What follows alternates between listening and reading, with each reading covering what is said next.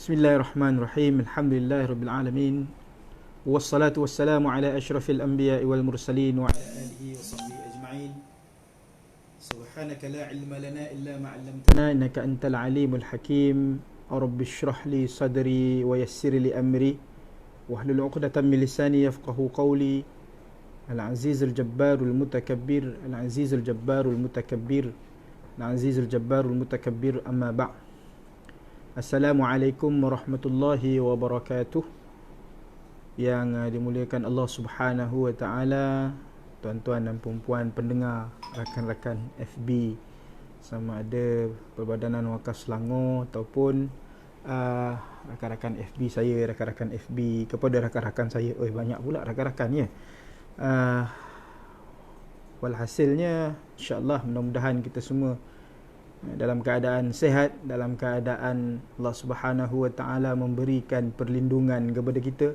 Ialah tuan-tuan bebas lagi saya di negeri Selangor ni, kita memang sangat-sangat berjaga dengan SOP-SOP yang telah disarankan oleh pihak kerajaan bagi membendung penularan wabak COVID-19 ni. Jadi tuan-tuan rahmati Allah Subhanahu wa taala, saya mendoakan tuan-tuan, perempuan, rakan-rakan FB kita semuanya dalam keadaan Allah Subhanahu wa taala menjaga tuan-tuan daripada terkena wabak tersebut.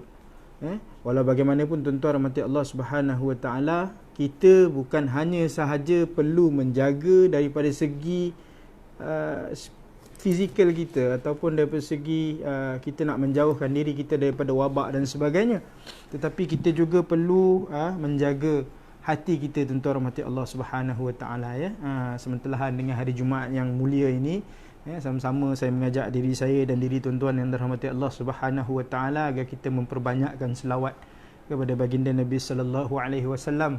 Allahumma salli wa sallim ala sayidina Muhammad wa ala alihi wa sahbihi wa barik wa sallim.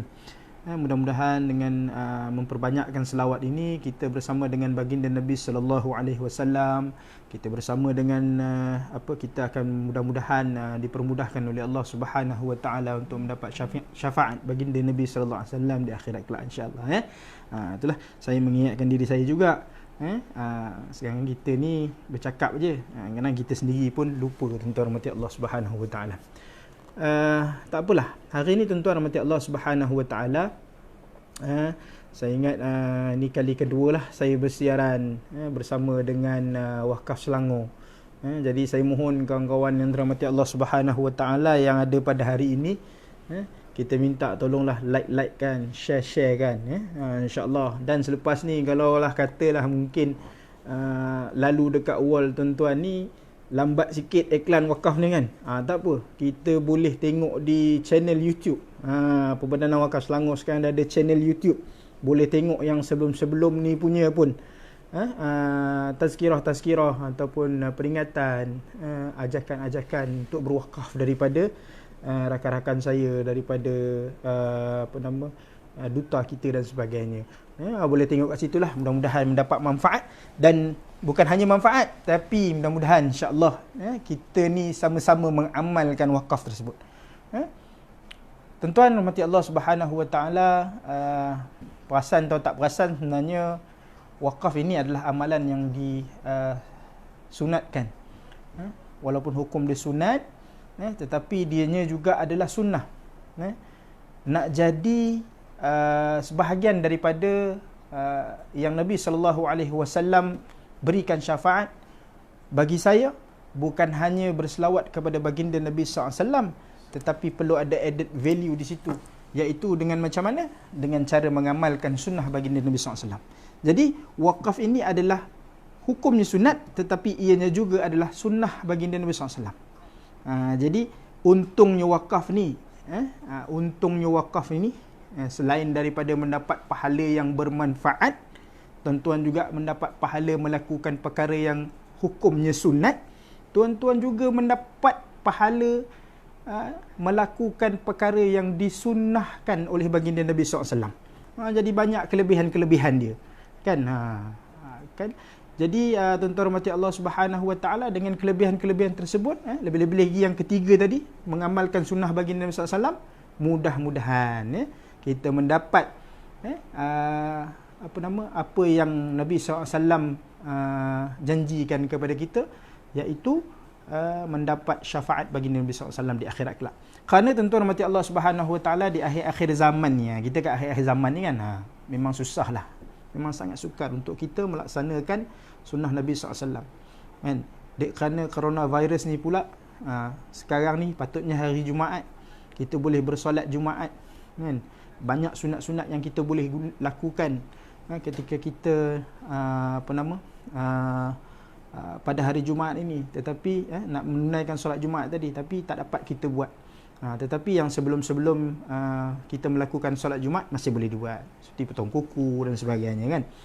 Jadi tuan-tuan rahmati Allah Subhanahu Wa Taala, selesai. Nanti kan jauh sangat pula cerita.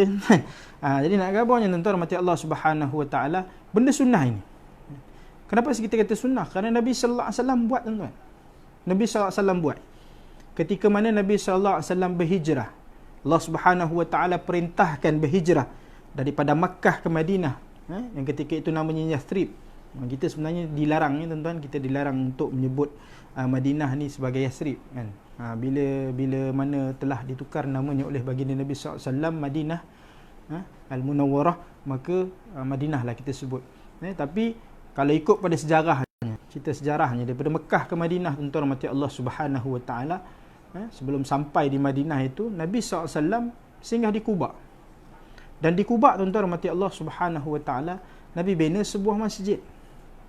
Dan tuan-tuan rahmati Allah Subhanahu Wa Taala, dalam sejarahnya juga, masjid tersebut sering dikunjungi oleh baginda Nabi SAW. Dia seperti ada satu sentimental value. Sebab tu tuan-tuan, kadang wakaf ini dia macam ada sentimental value. Contohlah tuan-tuan, kalau tuan-tuan ada tanah, kalau tuan-tuan ada rumah, mungkin rumah tu ada sentimental value untuk tuan-tuan, lahir di situ, bermain di situ, membesar di situ, ayah dan ibu di situ dan sebagainya. Mungkin bila ayah dan ibu telah meninggal dunia, ada sentimental value, saya just cadangkan, wakafkan rumah tu, wakafkan rumah tu, kan? So wakafkan tanah dia. Memang kerana bila ada sentimental value ni, benda itu benda yang kita sayang, benda yang kita suka, dan kena pula dengan apa yang Allah Subhanahu Wa Taala sebut kan, a'udzubillahi minasyaitonirrajim, lan tanalul birra hatta tunfiqu mimma tuhibbun. Mimma tuhibbun, apa yang kamu suka. Maknanya bila sentimental value ada di situ, benda itu kita suka, jadi itu yang kita wakafkan, maka besarnya pahala tuan-tuan rahmati Allah Subhanahu Wa Taala dalam melaksanakan wakaf tersebut. Baik, kita kembali kepada apa yang dilaksanakan, dibuat oleh baginda Nabi sallallahu alaihi wasallam. Kan? Dia wakafkan bila dia tiba di Quba itu, dia bina masjid. Dia bina masjid, dan dalam sejarah ada yang mengatakan ini adalah amalan wakaf yang pertama dalam Islam. Dan ada juga yang mengatakan amalan wakaf yang pertama di dalam Islam adalah apa yang telah dilaksanakan ataupun telah dibuat oleh Saidina Umar Al-Khattab radhiyallahu anhu. Tak apalah, tak payah kita bergaduh mana satu dulu, tak kisah. Tapi kalau ikut sejarahnya, itulah dulu. Masjid Quba itulah dulu. Yang dibina oleh baginda Nabi SAW. Baik, tuan-tuan rahmati Allah Subhanahu Wa Taala, sesampainya Nabi SAW di Madinatul Munawwarah, disambut dengan gembira oleh orang-orang Madinah ketika itu. Perkara pertama yang Nabi bina adalah masjid, tuan-tuan. Kan? Nabi tak cari tapak untuk bina supermarket. Nabi tak cari tapak untuk buat rumah sekalipun. Maka apa yang Nabi buat adalah satu tapak untuk menyatukan umat Islam, satu tapak untuk baginda Nabi SAW menyampaikan Islam. Dan Nabi SAW telah memilih satu tapak, dan tapak tersebut telah dibina masjid yang sebagaimana kita sebut sekarang adalah Masjid An-Nabawi. Tuan, itu adalah wakaf Nabi SAW. Betapa hebatnya baginda Nabi SAW telah berwakaf di Quba, membina sebuah masjid, dan Nabi SAW sampai di Madinah juga membina sebuah masjid, iaitu Masjid Madinatul Munawwarah. Tuan-tuan rahmati Allah Subhanahu Wa Taala, kalau tak kerana COVID, tuan-tuan, kan, tuan-tuan boleh lihat sendiri, kan, sekarang pun dah boleh tengok live, tuan-tuan, kan, ataupun di YouTube dan sebagainya, kita tak pernah nampak lagi sebelum inilah ya. Sebelum saya cerita sebelum ni, Masjid An-Nabawi itu ditutup, tuan-tuan. Dibuka selama 24 jam, 7 hari seminggu. Tuan-tuan rahmati Allah Subhanahu wa taala, tidak pernah tertutup. Kita sentiasa melakukan amal ibadah dalamnya. Solat jemaahnya, solat sunatnya, qiyamul lailnya, dengan majlis ilmunya, zikirnya, selawatnya, baca Quran dan sebagainya, segala-galanya perkara kebaikan yang kita buat. Tuan-tuan rahmati Allah Subhanahu wa taala. Dan bila kita lihat ke mana pergi pahalanya itu, selain daripada kita yang melaksanakan ibadah tersebut, pahala tersebut mengalir kepada baginda Nabi sallallahu alaihi wasallam. Masya-Allah. Tuan-tuan, saya just nak timbulkan sesuatu perkara yang boleh kita fikirkan. Ni nanti kan orang kata isu pula. Tak, saya bukan nak timbulkan isu. Saya cuma nak katakan beginilah. Adakah perlu Nabi sallallahu alaihi wasallam pahala yang sedemikian rupa? Maksud saya, pahala wakaf tu sebenarnya tak perlu, tuan-tuan. Sebab baginda Nabi sallallahu alaihi wasallam ini maksum, dijanjikan syurga oleh Allah Subhanahu wa taala. Tetapi mengapa Nabi sallallahu alaihi wasallam masih melakukan wakaf? Nampak? Maknanya sebenarnya Nabi sallallahu alaihi wasallam bukan hanya nak masuk syurga sendiri, tetapi dia ajarnya, tuan-tuan, kita macam mana amalan nak mengikuti baginda Nabi sallallahu alaihi wasallam. Kan? Cuma, tuan-tuan, zaman-zaman lah ni, mana maunya kita nak bina masjid sendiri-sendiri, tuan-tuan. Boleh lah kalau tuan-tuan memang jutawan, kan. Saya bukan jutawan, tuan-tuan. Jadi caranya kita tolong-menolong lah. Itulah spirit wakaf. Itulah spirit yang kita nak bawa di Perbadanan Wakaf Selangor, kan. Kita bina masjid, tapi bukan hanya seorang sahaja yang menyumbang untuk pembinaan masjid tersebut. Tolong-menolong. Kan itu disarankan oleh agama kita, disarankan oleh agama Islam untuk sering bantu-membantu, kan. Jadi orang ni bagi sikit, kita bagi sikit, kan. Jiran bagi sikit, kawan-kawan bagi sikit, maka terbinalah masjid yang besar tersebut, kan. Tapi yalah, kalau kita hebat nak sama-sama macam baginda Nabi sallallahu alaihi wasallam, tak ada masalah. Boleh bina sendiri, kan. Banyak duit, tak ada masalah. Tapi apa yang kita buat di Perbadanan Wakaf Selangor, sama-sama kita bina satu ikatan ukhuwah, tolong-menolong untuk membuat satu kebaikan, yang mana ianya juga dianjurkan oleh Allah Subhanahu wa taala. Allah kata, tolong-menolonglah kamu dalam perkara kebaikan, dan janganlah kamu tolong-menolong dalam perkara-perkara yang keburukan. Jadi Allah sarankan benda ni semua ada dalam wakaf, tuan-tuan. Kita perasan tak perasan je, kan. Daripada sejarah kita belajar, tuan-tuan rahmati Allah Subhanahu wa taala. Baik, demikian juga, tuan-tuan rahmati Allah Subhanahu wa taala, bila mana Abu Talhah, seorang sahabat Nabi sallallahu alaihi wasallam,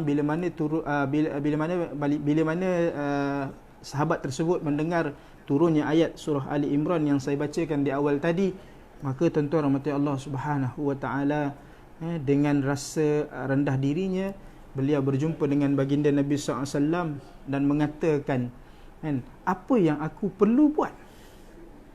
Nampak? Ini sahabat-sahabat dululah, tuan-tuan. Sahabat-sahabat dulu yang sentiasa mendambakan kebaikan, kebajikan, syurga Allah Subhanahu wa taala. Jadi itu yang ditanya pada Nabi sallallahu alaihi wasallam, dan Nabi kata, kalau engkau suka, kau bagilah apa yang kau suka. Jadi Abu Talhah kata, kalau begitu aku nak bagi kebun aku, kan. Pun ada sentimental value juga, tuan-tuan, kan. Sebab benda-benda yang sentimental value ni sebenarnya adalah benda yang kita sayang, benda yang kita suka, kan, tuan-tuan rahmati Allah Subhanahu wa taala. Saya pernah, tuan-tuan, didatangi oleh seorang hamba Allah Subhanahu wa taala di Perbadanan Wakaf Selangor ni. Dia wakafkan emas ibu dia, kan. Dia wakafkan emas ibu dia. Bila kita tanya ni, adik-beradik dah tahu belum? Adik-beradik dah setuju, Ustaz, kan. Emas ni milik ibu, kan. Jadi kita adik-beradik sebenarnya dah tahu dah. Masing-masing kita dah tahu dah sebenarnya, okey, ni harta ibu, memang ibu dah serahkan pada sekian, ada yang dihibahkan, ada yang difaidkan dan sebagainya. Jadi semua waris-waris kita setuju, Ustaz. Jadi ibu beri pada kita rasa tu ada sentimental value, kita beri semula kepada ibu. Tetapi Jangan buat hal tuan-tuan.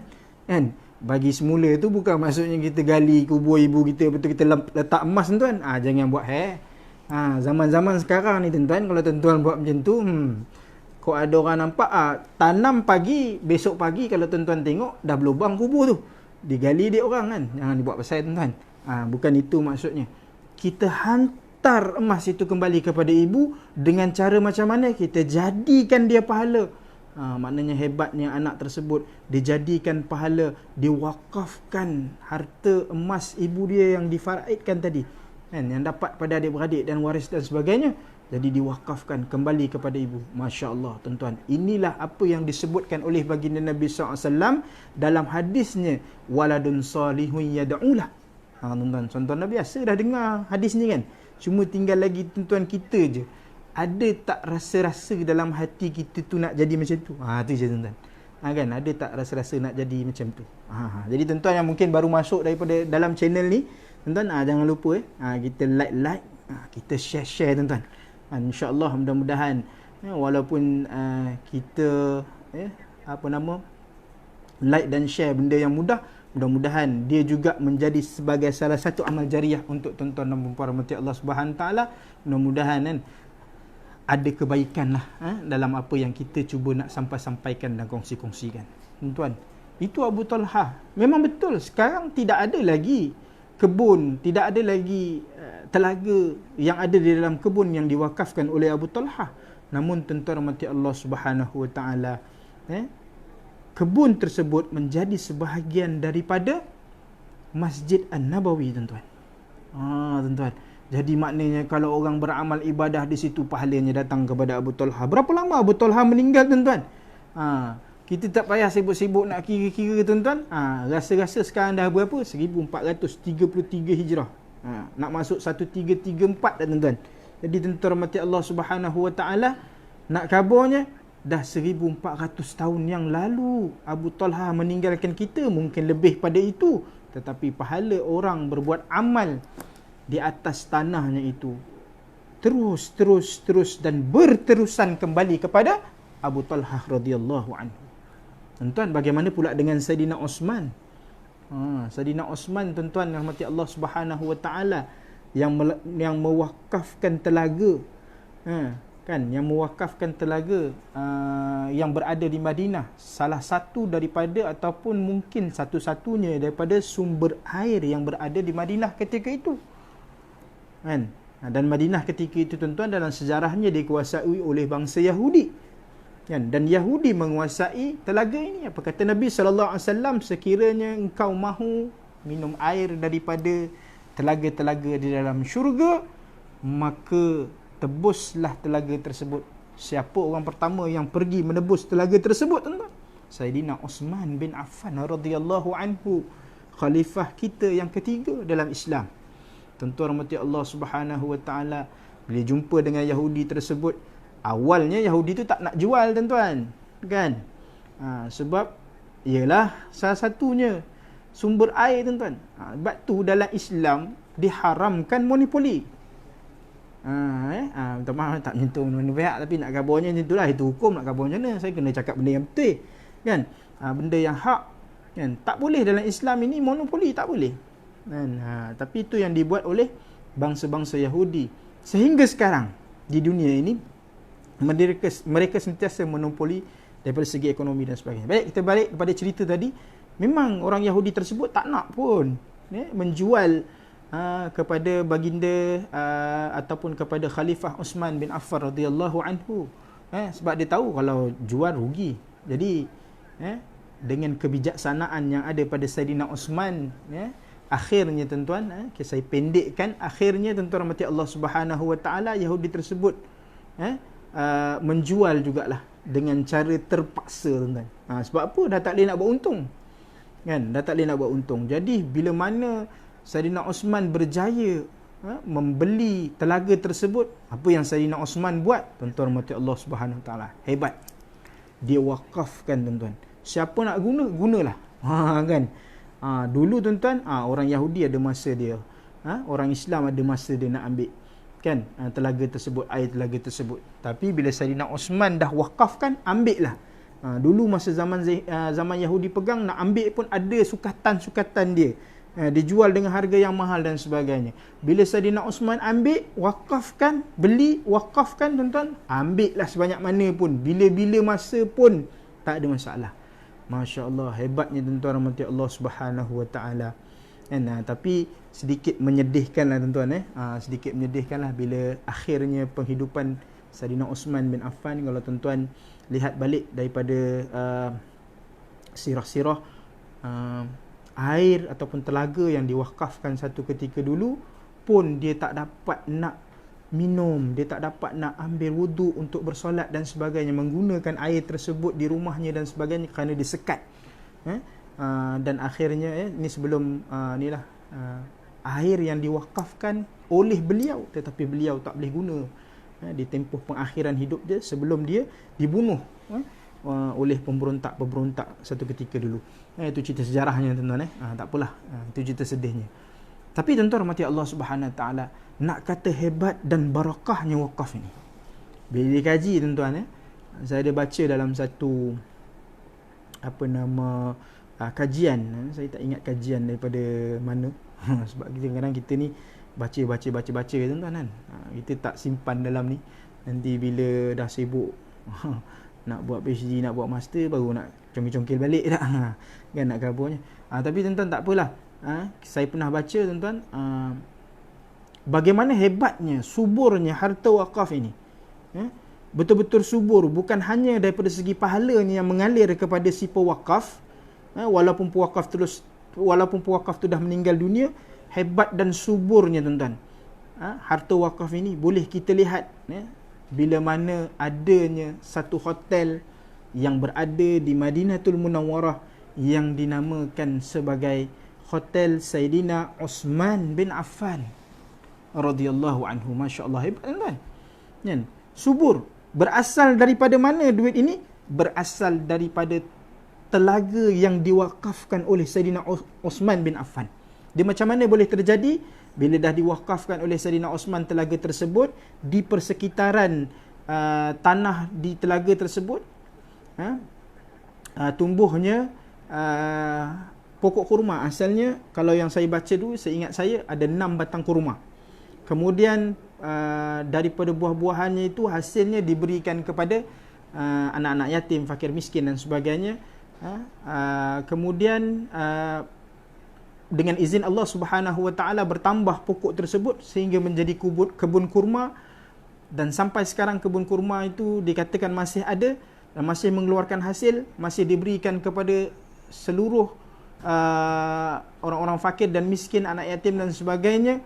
Hasil daripada jualan kurma tersebut, hasil maknanya hasil duitnya, masih diberikan kepada orang-orang fakir dan miskin di sekitar Madinah. Dan tuan-tuan rahmati Allah Subhanahu Wa Taala, masih ada baki dan dimasukkan ke dalam akaun tersebut juga adalah diletak atas nama Saidina Osman bin Affan radhiyallahu anhu. Sehingga sekarang akaun tersebut masih ada tuan-tuan, dan melalui duit tersebutlah dibuat satu lagi aset sebagaimana yang saya sebutkan tadi. Hasilnya dibuat Hotel Saidina Osman bin Affan itu. Sebab tu saya kata tuan-tuan, hidup subur wakaf ini. Bukan hanya pahalanya, tetapi manfaatnya. Sebab tu tuan-tuan, bila kita berilah kerana Allah Subhanahu Wa Taala. Kan? Saya sering ditanya oleh bila kita beri tazkirah di masjid, surau dan sebagainya, kan? Bila orang mempertikaikan ke mana perginya duit wakaf, ke mana perginya duit zakat terutamanya dan sebagainya, kan? Saya suka menasihatkan diri saya, dan saya suka menasihatkan semua tuan-tuan perempuan, kawan-kawan kita yang bersiaran live di FB sekarang ni dan sebagainya. Saya cuma mohon tuan-tuan, kalau boleh lah, kalau boleh, apa yang kita berikan itu lupakanlah. Selagi mana kita ingat, bagi saya, pendapat saya, kan? Jangan kecam saya pula, nanti kata saya buat fatwa sendiri. Tak tuan-tuan, bagi saya, ini bagi saya. Kalau tuan-tuan nak ikut saya, terpulang. Kalau tuan-tuan tak nak ikut saya pun terpulang, kan? Tak ada apa-apa fatwa pun, kan tuan-tuan? bagi saya lah, kalau kita beri dan kita ingat apa yang kita beri, maka ketika itu bagi saya tak ada apa-apa yang kita beri sebenarnya. Tapi bila mana kita beri, kita lupakan, maka itulah yang akan menjadi amalan dan jariah kita, tuan-tuan rahmati Allah Subhanahu Wa Taala. Sebab Allah tak tanya apa yang kita beri, Allah tak tanya berapa banyak kita beri, Allah tak tanya berapa kerap kita beri, tetapi Allah tanya beri ke tak lagi. Kan? Dah beri ke belum? Itu yang Allah tanya. Kan? Sama juga tuan-tuan, macam zakat tuan-tuan kan. Allah tak tanya ke mana pergi duitnya, ke mana dibelanjakan duitnya dan sebagainya, kerana itu dah ada orang yang dipertanggungjawabkan ke atasnya untuk menjawab persoalan tersebut. Tetapi Allah tanya kita apa tuan-tuan? Allah tak tanya kita mana pi duit tu. Allah tanya apa tuan-tuan? Allah tanya hang bagi dah ke belum? Bayar zakat dah ke belum? Wakaf dah ke belum? Hari ni dah sedekah ke belum? Gitu tuan-tuan. Kan? Kalau belum sedekah tuan-tuan, boleh sedekah, boleh wakaf, tak ada masalah. Kan? Kita boleh guna FPX. Kemudian kalau tuan-tuan tengok kat bawah tu tuan-tuan, ada apa? Nak gambar apa ni? Snap MP ya. Maklum tuan-tuan, tertua ni kita tak apa nak tahu sangat. Macam budak-budak muda ni dia tahulah tuan-tuan, Snap MP lah, betul lah tu agaknya. Saya pun tak tahu warna biru tu tuan-tuan. Kalau tuan-tuan tengok kat skrin tu ada belah kanan yang ada tangan orang tu kan, tu bukan tangan saya. Tu kan, bukan tangan saya. Tapi nak khabar tuan-tuan, itu adalah Snap MP. Tuan. Mudah sekarang, dah mudah. Kan? Kat mana-mana boleh buat, janji ada internet. Minta maaf tuan-tuan, dalam tandas pun boleh buat. Tapi janganlah wakaf dalam tandas. Banyak tempat lain nak khabar, mudahnya wakaf tu. Sambil-sambil duduk, hari ni lepas main subuh belum lagi sedekah lah. Kan? Jom kita sedekah kat wakaf. Boleh buat Snap MP, kita boleh buat wakaf online, FBAC dan sebagainya. Nak guna apa-apa medium, Maybank, CIMB, RHB, sebagainya tuan-tuan, boleh terpulang. Yang ianya nak buat ke tak nak buat tu je. Berapa banyak nak buat Ustaz? Terpulang. Nak buat sebiji masjid pun boleh. Ustaz, saya ada 1.5 juta. Kan? Ada masjid nak buat tak Ustaz? Ada? Kan? Tanya je kita, insyaAllah ada je kan. Nanti kita bagikan senarai dia. Kan, Ustaz, saya tak adalah sampai 1.5 juta. 150,000 boleh? Boleh. 1,500 boleh. 150 boleh. RM15 pun boleh. RM1.50 pun boleh. Susah-susah sangat tuan-tuan. Ujung tahun dah lepas kan, kita baru je bulan 1 tuan-tuan kan. Cuba tuan-tuan tengok dalam bank tuan-tuan. Cuba tuan-tuan tengok kan, kok ada tepi-tepi tu, tepi-tepi kan, duit banyak kan. Tengok dalam akaun ada RM599,999.99 kan. Depan tu biar je, depan biar je tuan-tuan. 99 sen wakaf je lah. Apa masalah kan. Ambil yang ujung-ujungnya. Ujung sangat Ustaz, 99 sen apa barang kan. Orang Selangor takkan 99 sen kan. Tak apa Ustaz, saya wakaf RM99.99. Boleh, tak ada masalah kan. Ianya ndak atau tidak je kan. Nak buat atau tak nak je tuan-tuan. Tapi tuan-tuan rahmati Allah Subhanahu Wa Taala, pastikan bila kita dah beri, tak perlu fikir apa tuan-tuan. Bila kita beri, apa yang kita fikir adalah, apa yang perlu kita fikir adalah, Allah terima ke tak ni? Kan, Allah terima ke tak kan. Walaupun kita bagi mungkin RM1, mudah-mudahan kita harap Allah terima. Walaupun kita bagi RM100, mudah-mudahan kita harap Allah terima tuan-tuan kan. Bukan duk pi mana duit kita bagi 99 sen ni beli batu dekat mana kan, buat apa 99 sen ni. Jangan tuan-tuan, tak payahlah kan. Lupa tuan-tuan. Bila kita lupakan, insya-Allah Allah akan redha. Sebab lupa ni tuan-tuan, bila lupa dengan pemberian, itulah salah satu daripada pengertian ikhlas dalam pemberian. Kalau nak tahu rasa ikhlas ini, ikhlas memanglah ikhlas tidak dapat ditunjukkan. Tetapi tuan-tuan rahmati Allah Subhanahu Wa Taala, ikhlas ini boleh dirasakan dengan cara lupakan. Dah bagi kan 99 sen tadi kan, lupakan. Jadi tuan-tuan, kalau kita bantu kawan-kawan kita kan, kok kawan-kawan kita susah dan sebagainya, kita pun adalah duit lebih sikit, kita nak bantu RM50, lupakan. Dah bantu, lupakan. dia atau orang nak pinjam duit kita, ini payah sikit lah, ni ada isu lah, kod lah. Tapi sebenarnya macam tu juga tuan-tuan, kan? Kita niat nak dia pinjam duit kita, insya-Allah sebab susah lah. Tu kalau yang susah lah tuan-tuan. Kalau yang tak susah tu tak tahulah, itu cerita lain lah. Tapi nak khabarnya, dia pinjam duit kita ni sebab dia susah. Jadi bila kita berikan duit kita tadi, kita ada lebih, kita berikan dia pinjam, maka lupakan. Kan, walaupun dalam Islam memang sepatutnya kita tulis. Tulislah, kalau nak tulis boleh tulis, tak ada masalah. Tapi lepas tulis, lupakan, ikhlaskan. Kalau mungkin dia tak terbayar kerana kesusahan dia terlupa bayar, ataupun dia sengaja buat lupa bayar, kan. Macam-macam perangai manusia ni. Tak apalah tuan-tuan, kita halalkan je, insya-Allah, mudah-mudahan, kan. Sebab tu saya kata kita lupakan je, insya-Allah, mudah-mudahan mudah kita di dunia, insya-Allah mudah juga kita di akhirat. Tuan-tuan rahmati Allah Taala. Sampai ke situ pula, nak cerita wakaf sebenarnya, kan. Itu cerita Saidina Osman tadi tuan-tuan, kan, hidup suburnya harta wakaf. Tetapi tuan-tuan rahmati Allah Subhanahu Wa Taala, saya just nak ingatkan tuan-tuan, jaga tuan-tuan, jaga, tolong jaga hal ini. Tak jaga hal lain tak apalah, tak adalah tuan-tuan. Ini salah satu perkara yang perlu dijaga. Jaga tuan-tuan. Apa benda yang saya minta jaga ni? Kita ni insya-Allah ada peluang besar untuk terima harta faraid. InsyaAllah ada peluang besar untuk terima harta faraid. Cuma apa yang saya nak kita fikir dan renungkan ialah, bila mana harta tersebut pernah kita dengar ayah kita, ibu kita, sesiapalah yang mengatakan, saya nak wakafkan harta ni, saya nak berikan harta ini kepada masjid dan sebagainya. Jadi tuan-tuan rahmati Allah Subhanahu Wa Taala, apa yang saya nak khabarkan ialah, bila disebut begitu, ataupun saya nak sedekahkan, saya nak berikan, saya nak wakafkan, whatever, apa pun yang disebut sebagai ayat yang difahami bahawa harta tersebut mesti pergi kepada si penerima manfaat. Jadi tuan-tuan pastikan, walaupun masuk dalam harta faraid, harta tersebut mungkin tak sempat. Ada tanah, saya bagi contoh mudahlah, berbelit-belit pula saya cakap, nanti orang tak faham.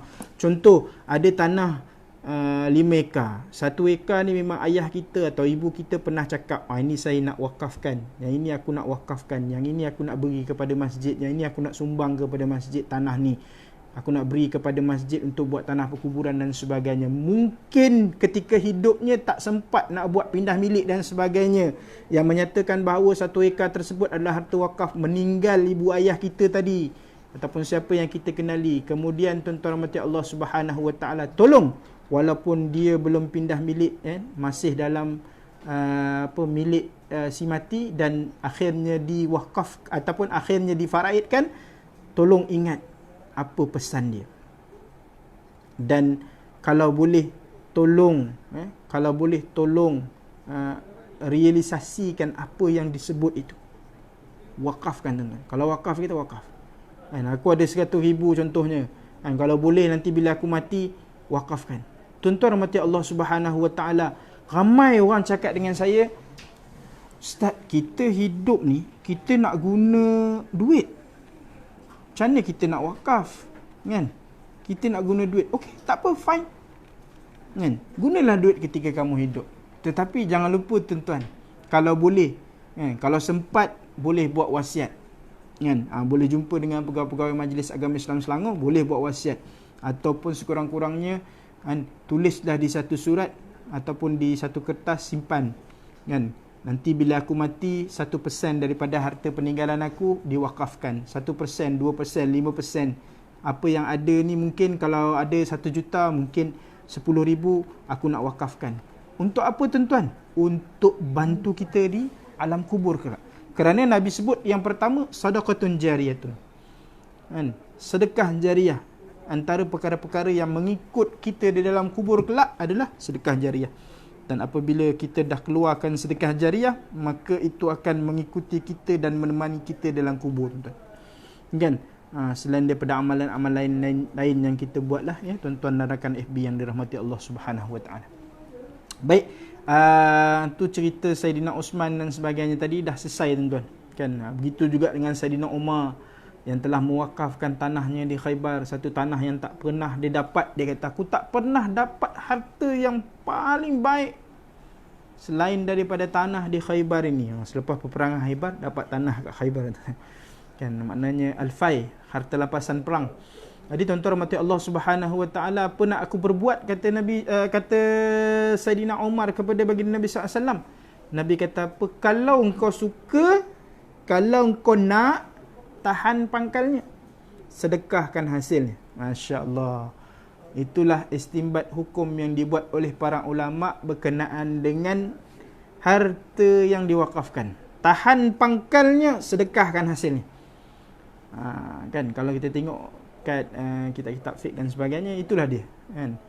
Kita menahan harta tersebut daripada dimiliki oleh siapa-siapa selepas diwakafkan, dan hasilnya mesti digunakan oleh masyarakat umum. Tuan-tuan rahmati Allah Subhanahu wa taala, bila dah diwakafkan, Saidina Umar kata jangan diwarisi, tidak boleh diwarisi, tidak boleh dihibahkan, tidak boleh dijual beli, kan, ia kekal milik Allah Subhanahu wa taala. Jadi secara spiritualnya harta wakaf ini milik Allah Subhanahu wa taala. Masya-Allah. Allah nak sangat ke harta kita, tuan-tuan? Kan? Sepanjang kita hidup ni, Allah nak sangat ke harta kita. Malahan kita sebenarnya yang berhajat pada harta yang Allah nak berikan kepada kita. Jadi apa yang Allah Subhanahu wa taala dah berikan kepada kita, rumah yang besar contoh. Yang tak ada rumah, Ustaz, rumah ada tapi sewa, okey, tu ada kat rumah kan. Kemudian kereta besar contoh dan sebagainya kan. Anak-anak yang ramai, bagus, isteri yang solehah, taat dan sebagainya, suami yang soleh, taat dan sebagainya. Kemudian Allah berikan kesihatan dan sebagainya, melindungi kita daripada perkara-perkara yang buruk dan sebagainya. Jadi tuan-tuan rahmati Allah Subhanahu wa taala, dengan cara berwakaflah kita membalas segala-galanya ni, tuan-tuan. Kan? Sebab tu saya kata tak perlu banyak. Guna yang ujung-ujung je. Nak bagi banyak lagi bagus. Kan? Pernah dulu satu ketika saya teringat Datuk Mufti berkata kepada kita, takkan kita di dunia nak duduk rumah 2 tingkat, tapi di syurga kita nak duduk di reban ayam. Betul juga kan. Jadi kalau di dunia rumah kita 2 tingkat kan, banglo ke, apartmen ke, teres dan sebagainya lah, tuan-tuan, takkanlah kita nak di syurga dengan rumah yang sama. Kalau boleh kita nak beli yang besar lagi, kita nak yang lagi besar. Allah ciptakan, Allah binakan untuk kita. Cara dia macam mana, tuan-tuan? Memang kita kena beli syurga ini dengan harta kita. Jadi takkan cukup 99 sen ni dah. Mesti kena RM9,999.99 sen kan. Contoh. Macam tu. Jadi tuan-tuan rahmati Allah Ta'ala, Datuk Mufti kata takkan kita di dunia pakai Mercedes, di akhirat nanti kita tak nak pakai kan. Jadi kita nak kena pakai juga. Macam mana cara kita nak pakai? Kita gunakan duit yang ada kat dunia ni, kita belilah Mercedes di akhirat. Itu umpama mudah lah ya, cara mudah. Jadi nak pakai Mercedes kat akhirat, dia punya gaya nak wakaf dia, gaya nak sedekah dia pun sama macam nak pakai Mercedes dekat dunia lah, tuan-tuan. Kan, berapa harga Mercedes saya tak tahu, tuan-tuan. Itu bukan cerita saya dah tu kan. Kita boleh berangan-angan je lah. Katalah Mercedes ni 350,000, tuan-tuan. 350,000 lah tuan-tuan wakaf kan. Contoh kan. Jadi tuan-tuan rahmati Allah Subhanahu wa taala, itulah kita kan. Itulah dia. Kita akan dapat apa yang kita usahakan ataupun kita wakafkan di dunia ini. Tuan-tuan rahmati Allah Subhanahu wa taala kan. Siapa lagi kita nak ikut kalau bukan contoh-contoh ataupun kalau bukan figure-figure ataupun figura-figura yang saya sebutkan tadi. Baginda Nabi sallallahu alaihi wasallam kan. Kemudian Saidina Abu Talhah radhiyallahu anhu, Saidina Uthman radhiyallahu anhu, kemudian Saidina Abu Bakar Al-Khattab radhiyallahu anhu. Macam mana dengan sahabat-sahabat lain, Ustaz? Ada. Sahabat-sahabat lain pun ada mewakafkan harta dia. cuma tidak disebutkan secara spesifik oleh sejarah, kan, yang mewakafkan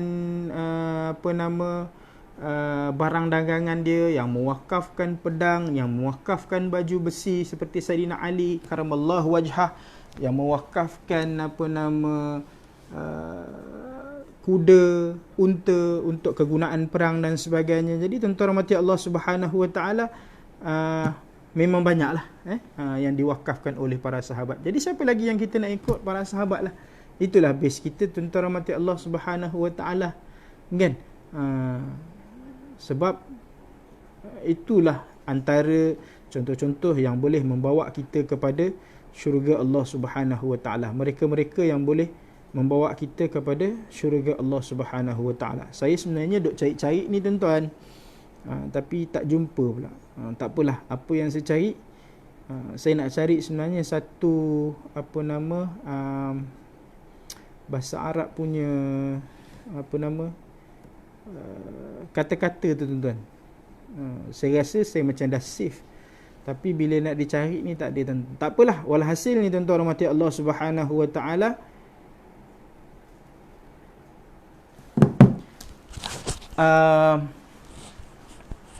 saya pernah mendengar satu nilah yang orang sebut macam nak kata nasihat pun bolehlah kalau sebut nasihat. Dia kata apa tuan-tuan?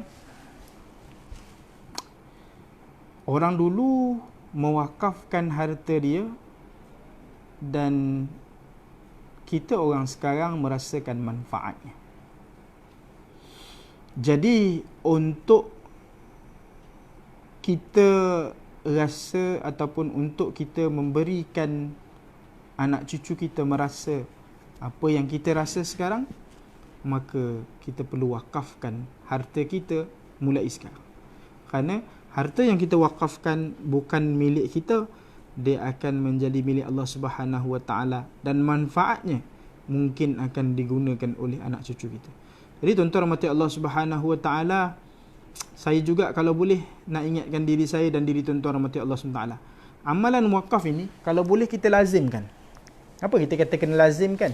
Supaya dia jadi sebagai salah satu darah daging kita. Sebab kalau kita lihat pada zaman kegemilangan wakaf di zaman Turki Osmaniyah, wakaf ini bukan hanya diketahui daripada segi hebatnya, ia dinilai daripada segi pahala. Maksudnya pahalanya itu berpanjangan, berterusan dan sebagainya. Tetapi sebenarnya tuan-tuan rahmati Allah Subhanahu wa taala, mereka juga memandangnya sebagai satu kebajikan untuk membangunkan negara. Kan? Sebab tu tuan-tuan, saya pernah terbaca ataupun baru-baru ni saya terbaca rakan-rakan kita di Majlis Agama Islam Negeri Sembilan telah melaksanakan wakaf mangkul. Saya seronok bila mana tuan-tuan rahmati Allah Subhanahu wa taala ada produk-produk yang sebegini. Dan wakaf-wakaf mangkul ini tujuan dia untuk apa tuan-tuan? Mempermudahkan anak-anak sekarang ni yang nak belajar daripada rumah, yang mungkin tak ada internet, yang mungkin tak ada laptop, yang mungkin tak ada tab, yang mungkin tak ada handphone. Jadi rakan-rakan kita di Negeri Sembilan dah mula untuk kumpulkan dana, dah mula untuk mengumpulkan harta-harta yang sebegini. Ada orang nak wakafkan handphone, komputer, gadget-gadget yang dia ada. Ada yang nak wakafkan wang tunai semua sebagainya, dan diberi kepada mereka ni bukan sebagai salah satu. Contohnya kalau macam ada satu keluarga A ni yang tak mampu, so diberikan, bukan hanya beri begitu sahaja, hangus, tak. Dia hanya diberikan pinjaman sehinggalah masalah belajar daripada rumah ini dapat diatasi dan anak-anak boleh kembali semula ke sekolah. Masya Allah, hebat tuan-tuan, kan? Itu juga adalah wakaf. Tuan-tuan wakafkan laptop tersebut digunakan oleh anak-anak digunakan laptop ni untuk belajar. Bila pandai jadi orang hebat, bila jadi orang hebat berkhidmat kepada masyarakat. Tuan-tuan, sebab tu ada pernah saya dengar Orang-orang di Timur Tengah dia lagi suka dengan wakaf pendidikan. Sebab apa tuan-tuan? Wakaf pendidikan ini adalah satu benda yang boleh berkembang. Macam saya cakap tadilah. Kalau anak tu dia belajar jadi pandai, kemudian mengajar orang dan sebagainya, memberi manfaat kepada masyarakat, masya-Allah, manfaat kepada masyarakat tersebut, tuan-tuan, pahalanya akan mengalir kepada pewakaf tadi yang bagi wakaf laptop tu. Kalau tuan-tuan sediakan sekolah kan kembali kepada tuan-tuan, sediakan kitab, buku dan sebagainya, tuan-tuan rahmati Allah SWT. Kalau kita di Perbadanan Wakaf Selangor ni, lebih kurang 600,000 telah kita wakafkan untuk kegunaan pusat Islam di Universiti Oxford. Tuan-tuan kan, orang yang nak mengkaji Islam dan sebagainya. Kalau orang tu orang yang bukan Islam, akhirnya dia buka kitab tu dapat hidayah, tuan-tuan. Yang wakafkan kitab tu, tuan-tuan, dia dapat hidayah, tiba-tiba dia jadi orang yang hebat pula dalam amal ibadah dia. Tuan-tuan dia dapat pahala. Itu pahala mewakafkan kitab, pahala mengislamkan orang secara tak langsung. Kemudian orang tu pula mengislamkan orang lain, orang tu berdakwah dan sebagainya. Masya Allah, pahalanya akan mengalir kepada tuan-tuan yang berikan wakaf itu. Tapi 600,000 tu wakaf siapa ya? Wallahualam. Kan? Tuan-tuan, perempuan rahmati Allah Ta'ala dah wakaf. Kalau belum, snap MP. Jangan lupa. Kan? Tak payah pergi mana-mana. Tak payah tekan butang dekat ATM machine. Tak payah tekan butang dekat deposit check. Tak payah pergi ke mana-mana, tuan-tuan, bayar parking berapa-apa. Payah, susah.